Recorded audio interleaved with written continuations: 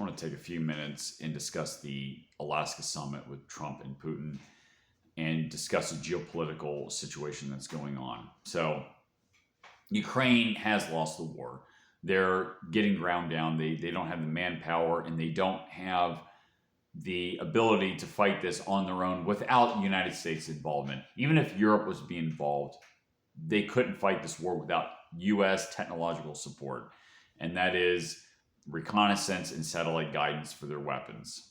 Okay, the weapons that we've given to them. Russia is winning. They're putting pressure on NATO via economic pressure on Western Europe, specifically energy, towards Germany, natural gas. Germany has had a serious economic fallout, and that's getting worse over time because they have to relocate their industries to where they have their cheap natural gas to be able to produce the products that they normally would produce with Russian cheap energy. So you have political chaos that is growing steadily in countries like the UK, France, and Germany. And if they could put enough pressure on these countries, particularly Germany, NATO could very well cease to exist because without Germany, you really don't have NATO, right? I mean, I suppose you can get to Eastern Europe via Turkey, but the Russians could potentially cut that off, or without German economic support, Europe really, the EU really doesn't have a leg to stand on. So the more this goes on, the more it geopolitically benefits Russia. Okay, the Russians don't need a peace deal. Okay, the West needs a peace deal. Now the globalists want to continue this war because they want to break up Russia. Their idea is they put pressure on Russia. They want to break Russia up, and so they can exploit Russia so that Russia is not a bulwark against the West, so that it's one less geopolitical problem that doesn't require a military because they're globalists and they don't want to have to do any kind of high conventional type of warfare. They want to suppress the people. Okay, and then you got a lot of boomers and people on the left that want to support this war because the idea is that this is freedom, this is democracy versus authoritarianism, which is absolutely absurd. And I've talked about this before. Russia is not any more authoritarian than South Korea or Saudi Arabia is, and arguably Germany and the UK is becoming just as authoritarian as Russia is. I mean, you talk about a lack of free speech. You're talking about a lack of economic freedom. You talk about a lack of safety. In fact, Russia is more stable right now than any of these major Western European countries. So this argument, and plus Ukraine is not a free country either. It's just as authoritarian, if not more authoritarian than Russia is. And it's more corrupt. It's either the first or second most corrupt country in Europe, maybe only second to Moldova. So, that idea is absolutely absurd. It lacks context, is what it is. And yet I'm surprised to still hear this, that, Russia is this all-powerful country, that at the same time supposedly can't beat this smaller Ukrainian country. But, I mean, the whole thing just doesn't make any sense.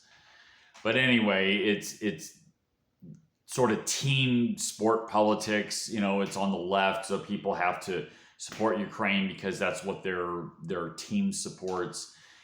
It's for the non-thinking type people. And like I've already stated, you can only call Russia this bad authoritarian country when you take it out of context.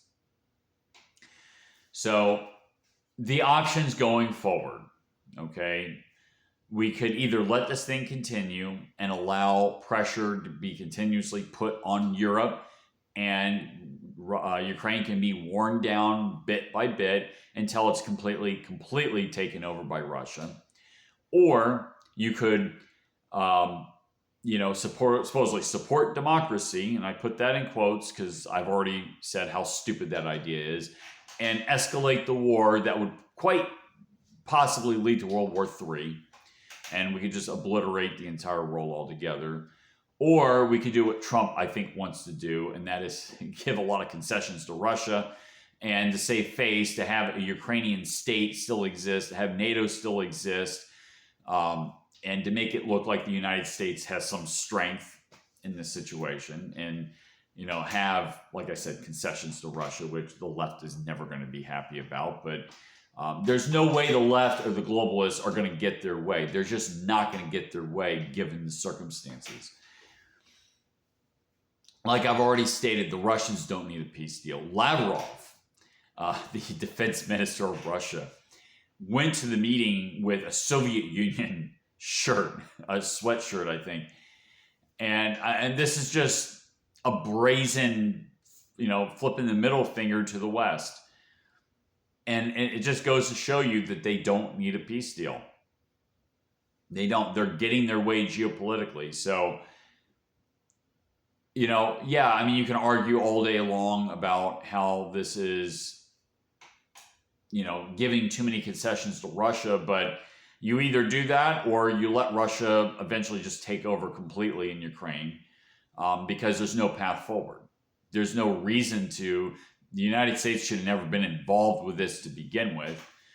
This is not about freedom versus authoritarianism. This is about globalism versus the Russian system, which I've never defended the Russian system, by the way. But that's really what this is about. This is about the globalist type of authoritarianism versus the Russian form of authoritarianism. This is not about freedom versus authoritarianism. And Ukraine is not going to win this war under no circumstances, unless possibly you escalate it. That could lead to World War III. So that's the reality of it. And concessions will be given. If not, the war will continue and Russia will continue to win the war.